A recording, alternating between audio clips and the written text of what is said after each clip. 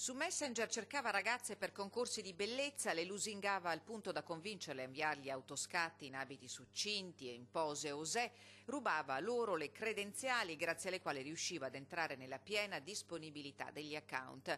Poi inviava ai contatti virtuali foto condite da offese, ma anche insulti e frasi di scherno. Un piano diabolico, quello studiato e portato a termine da uno studente veneziano di 23 anni che ha messo in atto condotte dai contorni persecutori capaci di minare e in alcuni casi di compromettere irreparabilmente la serenità e la stabilità emotiva delle ragazze.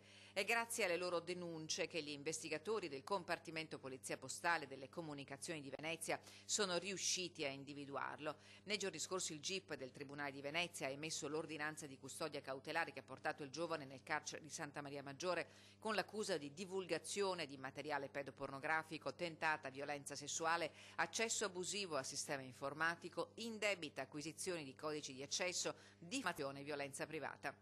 Un recidivo, il 23enne. 3 anni fa lo studente era stato arrestato dagli stessi poliziotti veneziani per detenzione di un ingente quantitativo di materiale pedopornografico.